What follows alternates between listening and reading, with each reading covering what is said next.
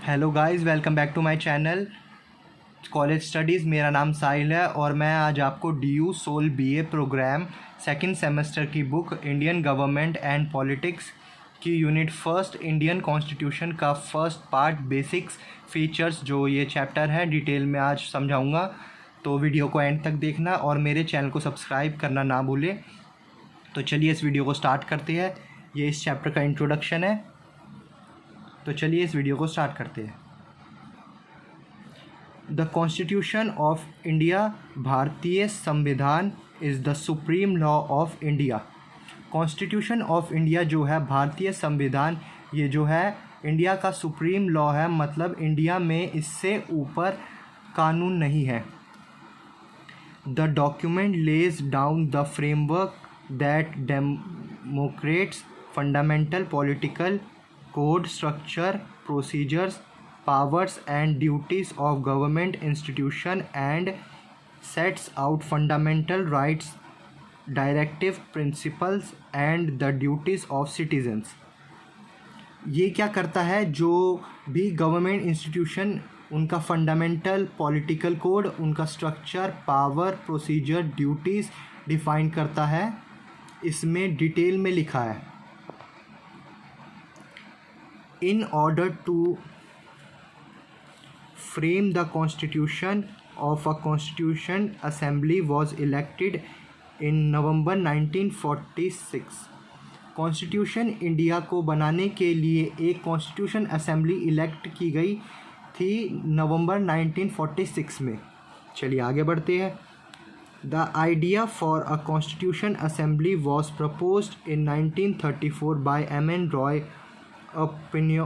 पाइनोरी नीरी, I am sorry अगर मैं प्रोनाउंसिएशन गलत करूँ तो, of the communist movement in India. इसका आइडिया M.N. रॉय का था, जिन्होंने आइडिया 1934 में दिया था। वो कौन थे? वो थे pioneer of the communist movement in India में के जो स्टार्टिंग में उनका शुरुआती दौर में योगदान रहा था कम्युनिस्ट मूवमेंट इन इंडिया में। It became an official demand of the national Congress in 1935। Constitution assembly को बनाने की जो डिमांड थी वो बन गई इंडियन नेशनल कांग्रेस की 1935 में demand. The demand was finally accepted by British government in August offer of 1940, जिसे ब्रिटिश गवर्नमेंट ने एक्सेप्ट किया 1940 में। Total strength of the assembly was भी 389। जो उस टाइम की जो स्ट्रेंथ थी असेंबली की वो 389 सीट्स थी उसमें, जिसमें से 296 अलॉटेड थी ब्रिटिश इंडिया को, और बाकी जो बची 93 वो प्रिंसली स्टेट्स को दी गई थी। चलिए आगे बढ़ते हैं।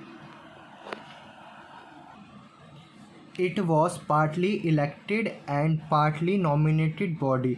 इसमें कुछ लोग इलेक्टेड थे और कुछ लोग नॉमिनेटेड थे।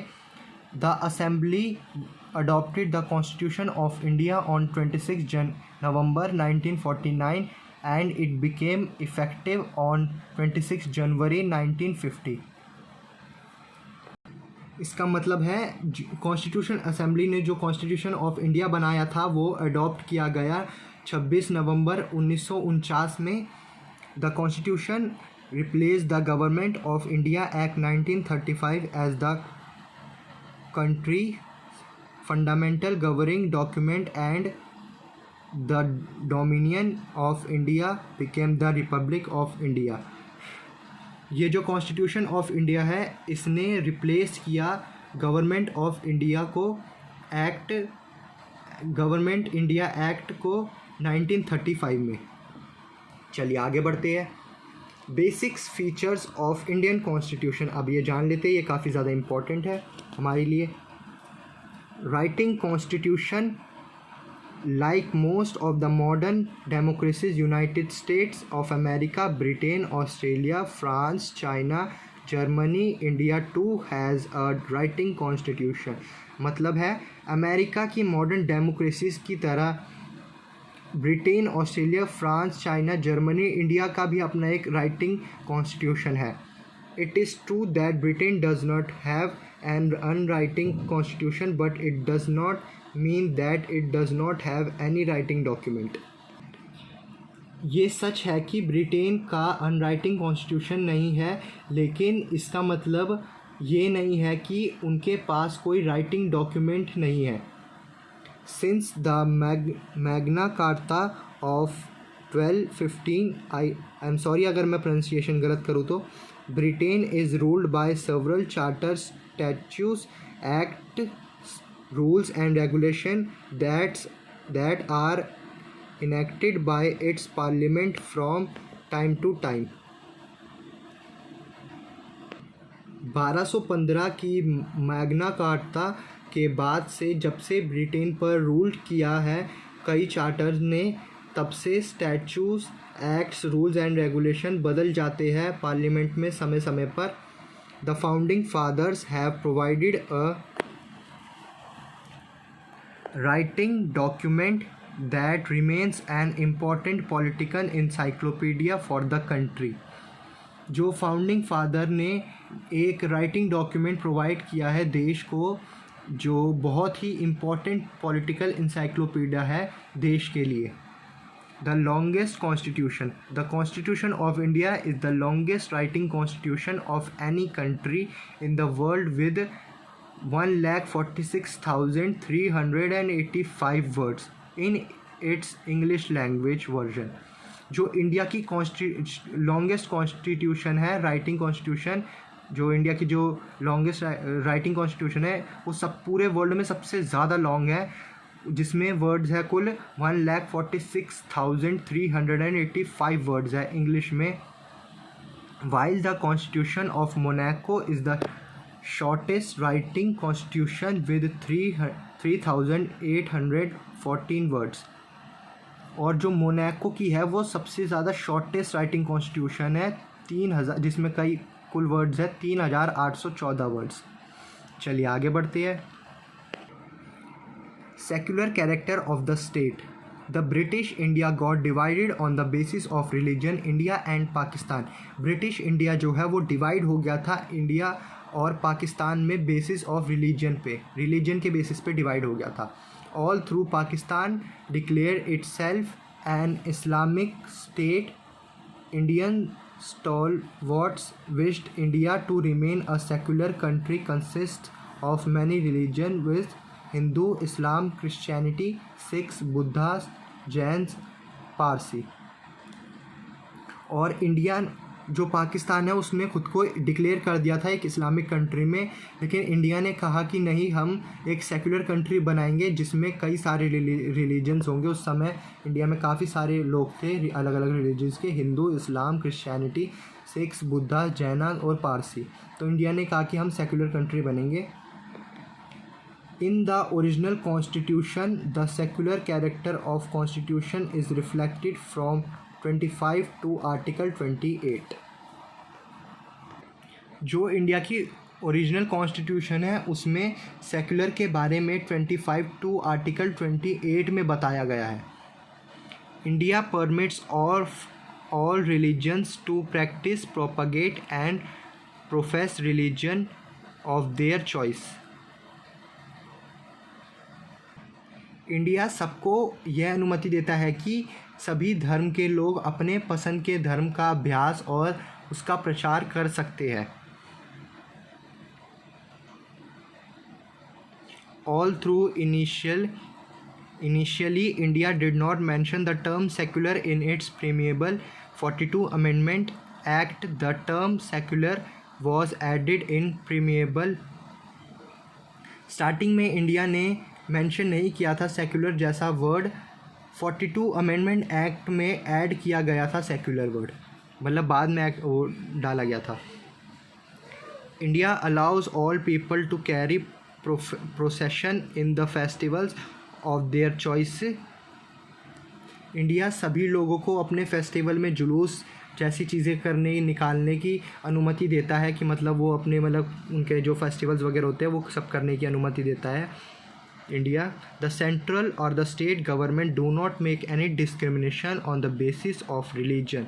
जो सेंट्रल और स्टेट गवर्नमेंट है वो किसी भी तरह का डिस्क्रिमिनेशन नहीं करता है बेसिस ऑफ रिलीजन पे। चलिए आगे बढ़ते हैं। Next is socialist state. The word socialist was not found place in the original constitution of 1950। Socialist word को कॉन्स्टिट्यूशन में स्थान नहीं मिला था, but social economic principles were made part of chapter 4 of the constitution of the Indian constitution. लेकिन 1950 में social economic principal को भारत के चैप्टर 4 का हिस्सा बनाया गया था कॉन्स्टिट्यूशन में। Indeed, the farmers realized the democracy is meaningless without improving condition of the poor and the weaker section. Farmers ने ये रियलाइज़ किया कि डेमोक्रेसी का कोई मीनिंग नहीं है अगर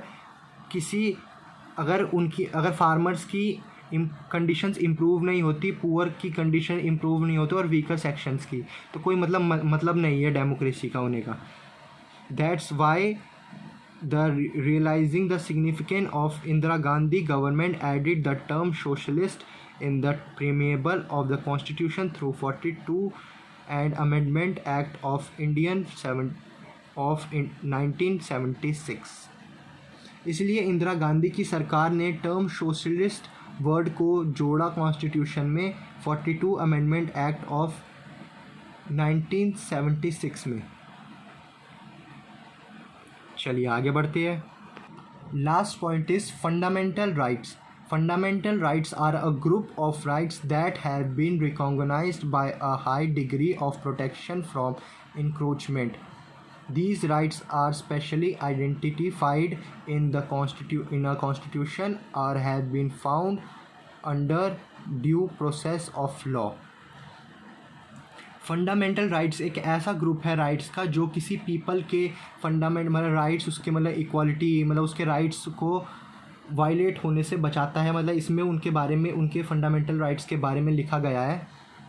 There are 6 fundamental rights of Indian Constitution along with the Constitution Assembly constitutional articles related to them are mentioned below। हमारे करीब टोटल 6 फंडामेंटल राइट्स हैं लिखे गए हैं इंडियन कॉन्स्टिट्यूशन में, जिसमें से मैंने 3 यहाँ लिखे हैं।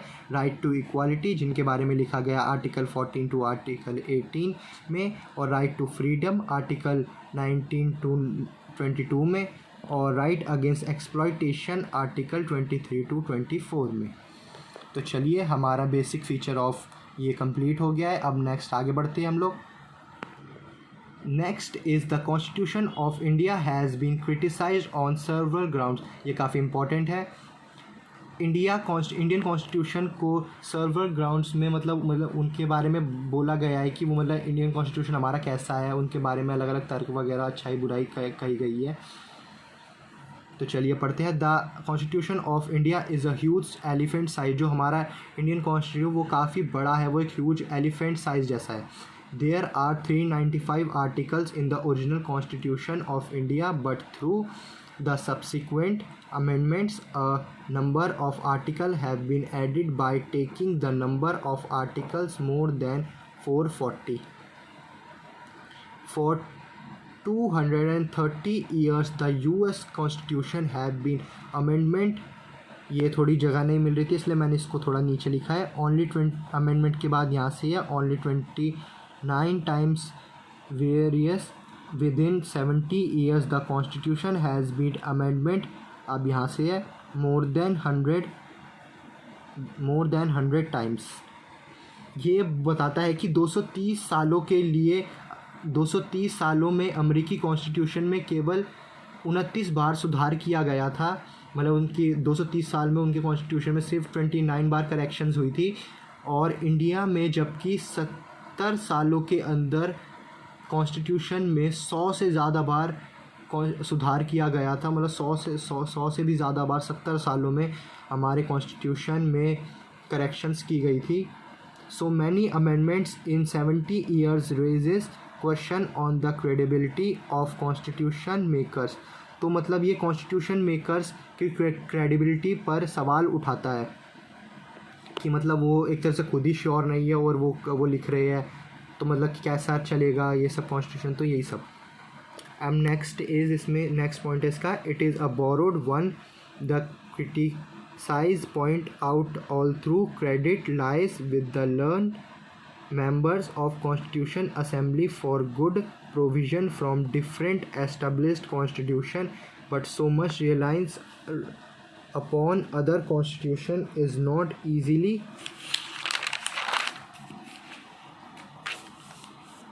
disgusted by the Western scholars। आलोचकों ने मतलब जो लोग उनके अच्छाई बुराई के बारे में, कॉन्स्टिट्यूशन के बारे में बोल रहे थे, उनका कहना था कि हालांकि इसका श्रेय विधानों को जाता है विभिन्न के से अच्छे प्रावधानों को इकट्ठा करने के लिए, कि मतलब जो उन्होंने वेस्टर्न स्कॉलर्स मतलब जो उनके मतलब तरह तरह के देशों से कॉन्स्टिट्यूशन में से बातें ली थी, उनका श्रेय उन्हें जाता है। मतलब अच्छे अच्छे कॉन्स्टिट्यूशंस में से चीज़ें डाली, अपने कॉन्स्टिट्यूशन में ऐड करी, तो इनका श्रेय विधानों को जाता है।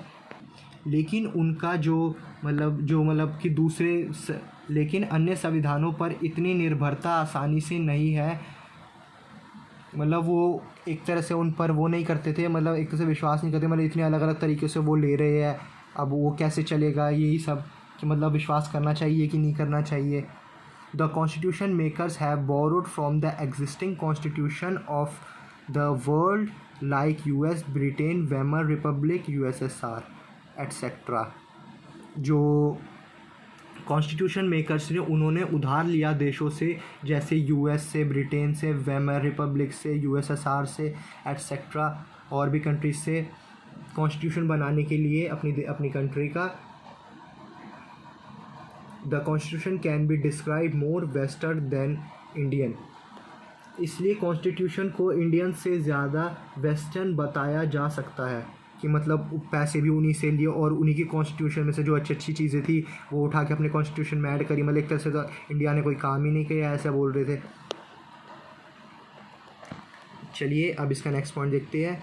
Third point, the constitution can B only understood by the legal humanities. जो कॉन्स्टिट्यूशन में जो बातें लिखी गई है वो किसी मतलब वो सिर्फ लीगल जो मतलब ऑफिशियल्स लोग होते हैं वही समझ सकते हैं उन बातों को। Various provision can not be understood by the ordinary citizen. ये मतलब इस तरह के बातें ऑर्डिनरी सिटीजन्स नहीं समझ सकते जो हमारे मतलब उसमें लिखा पड़ा है। In case of violation of fundamental rights of the citizen it is difficult for them to go to the courts without taking help from the lawyers. मतलब वो पढ़ तो मतलब उसे ऑर्डिनरी पीपल पढ़ तो नहीं सकता, अगर उसके फंडामेंटल राइट्स वायलेट होते हैं तो इसलिए लॉयर्स की सुविधाएं मतलब उन्होंने दे रखी है कि मतलब वो अपनी प्रॉब्लम को लेकर लॉयर्स के पास जाएंगे और लॉयर्स उनका केस उसमें जाकर लड़ेंगे कोर्ट में। The Constitution of India is also criticized for copying most of its provision from the Government of India Act 1935। Bharat के संविधान की इसके अधिकांश प्रावधानों को समाप्त करने के लिए भी आलोचना की जाती है गवर्नमेंट ऑफ इंडिया एक्ट 1935 को। मतलब इस गवर्नमेंट ऑफ इंडिया एक्ट को भी हटा दिया गया था 1935 में। चलिए अब आगे बढ़ते हैं, हमारा ये सब हो गया है, हमने ये भी जान लिया है। The constitution of India has been criticised on several grounds, हमने ये वाला कर लिया। अब हम आगे बढ़ेंगे, अब हम जुडिशरी के बारे में जानेंगे कि जुडिशरी क्या होता है। ये सब जुडिशरी से हम क्या समझते हैं, हमारे 3 तरह के होते हैं, लेजिस्लेचर, एग्जीक्यूटिव और जुडिशरी। लेजिस्लेचर वो होते हैं जो कानून को बनाते हैं और एग्जीक्यूटिव वो होते हैं जो उस लॉ को एग्जीक्यूट करते हैं और जुडिशरी वो होते हैं जो उन लॉ को मतलब एक तरह से देखते हैं कि वो सही से काम कर रहे हैं या नहीं। ये judiciary third organ of government है। हमारे यहाँ रूल ऑफ लॉ का कॉन्सेप्ट है। हमारे यहाँ लॉ को सबसे ऊपर माना गया है, ना कि लॉ मेकर्स को, कि लॉ के हिसाब से ये चीज़ें चलेंगी ना कि लोगों के हिसाब से कानून चलेगा। अब लॉ को भी प्रोटेक्शन चाहिए, लॉ के हिसाब से तो चीज़ें चलेंगी, लेकिन अब उसे इंश्योर कौन करेगा? वहाँ जुडिशरी इम्पोर्टेंट रोल प्ले करता है काफ़ी ज़्यादा। अगर जुडिशरी नहीं होगा तो लॉ तो होगा, बनाने वाले भी होंगे, उसको इम्प्लीमेंट करने वाले भी होंगे, लेकिन सही तरह से नहीं चलेगा तो कोई अगर लॉ सही तरीके से नहीं चलेगा तो कोई देखने वाला नहीं होगा। एक गार्डियन का काम करता है हमारा जुडिशरी, मतलब वो लॉ को देखता है। We have a rule of law, कि हमारे इधर लॉ का रूल है। To ensure this rule of law we have judiciary system, हमारे पास जुडिशरी सिस्टम है। that consists of the mechanism of court that a citizen can approach when a law is violated. चलिए अब आगे बढ़ते हैं। Why do we mean by independence of judiciary? The other organs of the government like executive and legislature must not restrain the functioning of the judiciary in such a way that it is unable to do justice. हमारे court का काम है legislature and executive पर नज़र रखना कि कोई गलत काम तो नहीं कर रहा, मतलब वो ठीक से काम तो कर रहे हैं ना, कोई गलत काम तो नहीं कर रहे legislature executive. The other organs of the government should not interface with in the decision of the judiciary. अगर किसी इंसान के फंडामेंटल राइट्स वायलेट होते हैं, उससे सीधा सुप्रीम कोर्ट जाने का हक है, और कोर्ट को किसी एग्जीक्यूटिव और लेजिस्लेचर के ख़िलाफ़ केस लेके, अगर मान लो कोई कोर्ट में एग्जीक्यूटिव और लेजिस्लेचर के ख़िलाफ़ केस लेके आ रहा है, तो जुडिशरी का इंडिपेंडेंट होना बहुत ज़रूरी है ताकि वो फ्री फेयर डिसीज़न ले सके। उसका फ्री फेयर होना इसलिए भी ज़रूरी है ताकि वो मतलब एक तरह से ओपनली डिसीज़न ले सके, उस पर किसी चीज़ का दबाव वगैरह ना हो। तो वही सब। जजेस must be able to perform their functions without fear or favour. जज का काम है कि बिना डरे और बिना फेवर के काम करना, अपना काम ईमानदारी से वगैरह से। चलिए आगे बढ़ते हैं।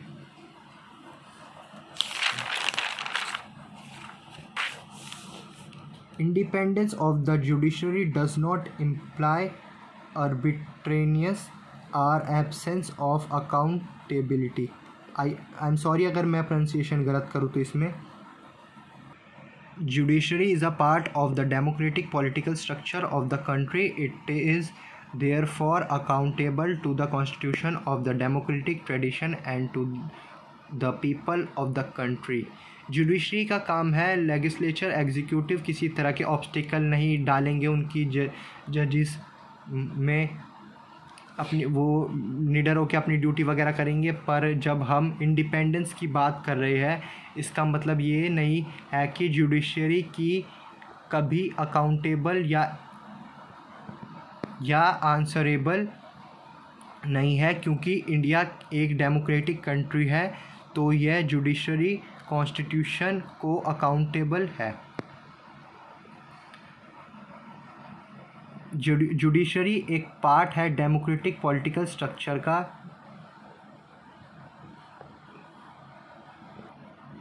चलिए मैं आपको समझा चुका हूँ। अब हम रिमूवल ऑफ जजेस के बारे में बात करेंगे कि जजेस को कैसे हटाया जा सकता है अगर कोई जजेस कोई बुरा काम वगैरह करते हैं तो।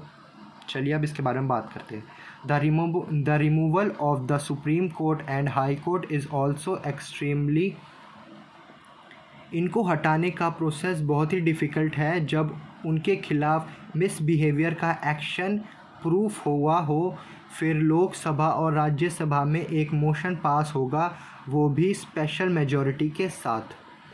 देखिए यहाँ पर वही लिखा हुआ है, अ जज ऑफ द सुप्रीम कोर्ट और high court can be removed only on the ground of proven misbehavior, incapacity. A motion containing the charges against the judge must be approved by special majority in both houses of parliament. Special majority requires a majority of 2/3 members present and voting supported by more than 50% of the total strength of the house। मतलब majority में votes होने चाहिए एक जजेस को हटाने के लिए। मतलब अगर जैसे 100 लोगों में से 100 लोग बैठे हैं पार्लियामेंट में और 60 से ज़्यादा लोग उसे पास कर देंगे तो फिर मतलब 60% से ज़्यादा लोग अगर मेजॉरिटी में वोट देंगे उसको हटाने के लिए, तो ही जज को हटाया जा सकता है। और वो दोनों हाउसेस में तभी दोनों हाउसेस में जब वो चीज़ पास होगी तभी एक जज को हटाया जा सकता है। तो मतलब आप सोच सकते हैं कि कितना मुश्किल प्रोसीजर है एक जज को हटाने के लिए। It should also be noted that while in making appointments and the executive plays a crucial role, the legislature has the power of removal. This has ensured both balance of powers and independence of the judiciary। चलिए ये हो चुका है। अब structure of the judiciary जान लेते हैं। The constitution of India provides for a single integrated judicial system. India में single integrated judicial system follow करते हैं।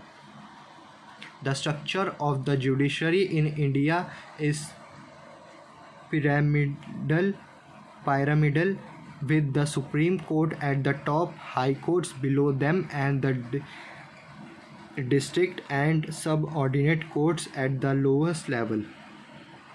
यानी सब कोर्ट सेम प्रिंसिपल पर काम करेंगे। सबसे पहले होगा सुप्रीम कोर्ट, फिर होगा हाई कोर्ट, फिर होगा सबऑर्डिनेट कोर्ट, फिर और ये लोअर कोर्ट जो डायरेक्टली हाई कोर्ट के अंदर काम करेंगे। The lower court function under the direct superintendence of the higher court. ये देखिए लिखा हुआ है। तो चलिए अब आगे बढ़ते हैं। अब इसका कोर्ट्स का स्ट्रक्चर जान लेते हैं।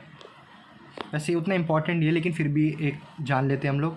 Supreme court of India, it is decisions are binding on all courts, can transfer जजेस of courts, can transfer from any courts to itself, can transfer cases from one high court to another। जिसके decision सब मानेंगे, ये मतलब सबसे ऊपर का court होता है, ये हाई कोर्ट में कोई केस ट्रांसफ़र भी कर सकते हैं और कोई केस अपने अंदर ले भी सकते हैं।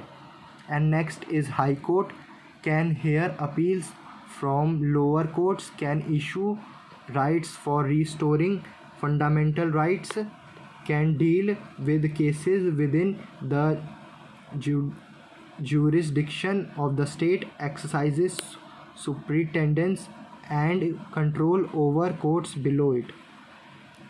हर एक स्टेट में एक हाई कोर्ट होता है। ये रिट्स इशू करना, इन्हें रिट्स इशू करना भी अलाउड होता है।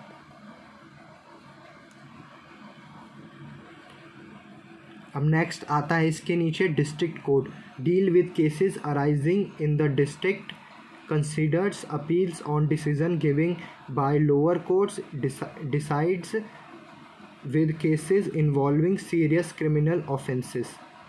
जो एक डिस्ट्रिक्ट केस को देखते हैं जिसमें सीरियस क्रिमिनल केस भी आ जाते हैं।